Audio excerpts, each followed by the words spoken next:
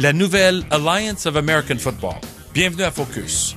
Mon nom est Ray Lalonde et voici Focus, un podcast quotidien qui analyse les sujets et les enjeux dans la business du sport avec contexte et perspective. Et c'est parti.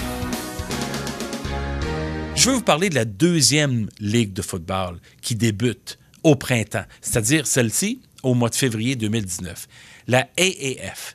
Oui, effectivement, elle va compétitionner directement face à face avec la XFL version 2.0 qui, celle-ci, débute en 2020. La AAF va être sous la direction de Charlie Ebersol. Charlie Ebersol, c'est le fils du légendaire Dick Ebersol, producteur, réalisateur, grand patron, PDG de NBC Sports pendant des années. C'est lui qui, à mon avis, est un des plus grands pionniers de la télévision sportive aux États-Unis depuis 35 ans. C'est M. Ebersol, père, qui a été l'instigateur de la relation proche entre le mouvement olympique, le CIO à Lausanne, et NBC Sports, parce que depuis 2000, NBC a ramassé tous les Jeux olympiques. On est en 2018, ils ont les droits jusqu'en 2032. Alors, forcément, c'est une relation unique qui existe. NBC est perçu comme le réseau olympique, même si M. Ebersol, le père, n'est plus là. C'est quand même lui qui avait été à l'origine de tout ça comme pionnier. Dick Ebersol avait aussi lancé la première XFL en compagnie de Vince McMahon, justement, en 2001, à NBC, puis l'affaire avait perdu 70 millions de dollars. Mais là, c'est la AAF qu'on parle. Et c'est son fils, Charlie, qui va être le grand responsable. Et Bill Polian, l'ancien PDG, directeur gérant des Colts d'Indianapolis, celui qui avait été à l'origine des succès des Colts avec Peyton Manning au quart. Ils avaient gagné le Super Bowl. Il y avait une énorme rivalité avec les Patriots de la Nouvelle-Angleterre et Tom Brady. Alors, Bill Polian va être le responsable de football. Alors, c'est quoi cette ligue-là? C'est 8 équipes, 10 matchs par saison. Ça commence le 9 février. Ça se termine le 27 avril. C'est pas très long. À Las Vegas. 50 joueurs par équipe. Comparé à la XFL, qui va avoir 40 joueurs par équipe, mais aussi 8 équipes et 10 matchs en saison régulière. La AAF va avoir CBS comme partenaire télévision. CBS va retransmettre un match par semaine. Et évidemment, ça va être un produit qui va être maintenant perçu comme la nouvelle technologie numérique. C'est-à-dire beaucoup d'emphase sur les streams vidéo, sur le data, sur les téléphones mobiles intelligents, bien entendu, tout ce qui est OTT, over the top, c'est-à-dire tout ce qui est au-dessus de la couverture du contenu habituel, va être disponible sur un paquet de plateformes. C'est une ligue qui va être avant tout beaucoup plus près des partisans pour faire en sorte qu'on trouve une façon de rejoindre ce que les partisans aiment. Les matchs ne dureront pas plus que 2h30. Il n'y aura pas de kick-off. On reprend le ballon dans la ligne de 25 ou 35. Si on veut faire un bas et court, il n'y en aura pas. On peut reprendre le ballon. On est rendu à un 4e et 10. Soudainement, on a un jeu pour faire diverge si on veut poursuivre la poussée.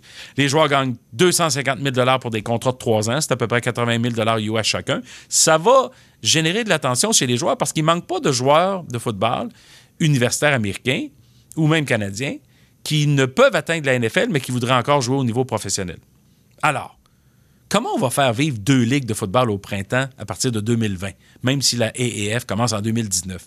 Imaginez, là, 2 ligues au printemps, tout de suite après le Super Bowl, quand les gens veulent déconnecter un peu et se concentrer sur le basketball ou sur le hockey, on revient avec 2 ligues de football en même temps. C'est vrai que la passion du football aux États-Unis est quand même assez élevée. La culture de football est un sommet parmi les sports d'équipe.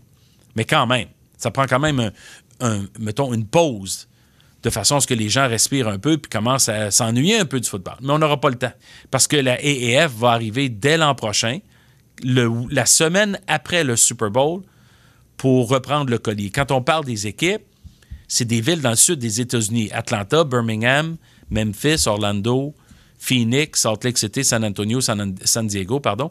C'est toutes des villes de soleil, toutes des villes qui peuvent avoir des équipes au printemps et bien jouer. Ça va peut-être arracher des joueurs à la Ligue canadienne de football parce qu'on va gagner des dollars en monnaie US. Il y a de l'assurance santé qui est offerte. Il y a une éducation puis une plateforme pour que les joueurs puissent poursuivre leurs études. Il y a des petits avantages comme ça que peut-être la CFL ne pourra pas compétitionner ou concurrencer. La saison est quand même assez courte. Ça te permet d'avoir un travail à temps plein en dehors de ta saison de football. On va faire en sorte que certains des éléments du football classique ne seront plus là pour favoriser un match plus rapide puis un produit qui se consomme plus facilement. Mais il y a beaucoup de dirigeants, d'anciens joueurs de la NFL qui vont avoir des rôles à jouer. Je pense à Mike Singletary, l'ancienne vedette étoile des Bears et aussi membre du Temple de la Renommée et aussi entraîneur des Bears. Lui, il va être l'entraîneur de l'équipe à Memphis. Steve Spurrier va être l'entraîneur à l'équipe d'Orlando. Il y a beaucoup de grands noms qui vont être impliqués dans la AAF. C'est une question de financement. C'est une question à savoir s'ils ont l'argent pour faire vivre cette-là et bâtir une clientèle et établir leur marque, créer cette pénétration-là qui est nécessaire dans l'environnement sportif aux États-Unis. Il ne manque pas de contenu, mais il ne manque pas de plateforme non plus. Le défi, ça va être de rivaliser contre la XFL qui lance en 2020 sous la direction de McMahon et Oliver Luck, puis on en a parlé récemment de ça. Ça va être intéressant à suivre. On va voir laquelle des deux, sinon les deux, vont survivre et à quel niveau, économiquement, ils vont pouvoir aller se chercher une relation avec les partisans. Parce que je vous rappelle que pendant le mois de février, mars, avril, se déroule la fin de saison de la Ligue nationale de hockey, la fin de saison de la NBA, le début de saison de la MLS et le début de saison du baseball majeur. Encore une fois, il ne manque pas de contenu sportif à l'horizon. Vous étiez à l'écoute de Focus. Merci d'avoir été là. Suivez-moi sur Twitter @RealRayLalonde et partagez le podcast avec vos amis. Redirigez-les vers SoundCloud ou YouTube. Merci d'avoir été là. Ici Ray Lalonde. À très bientôt.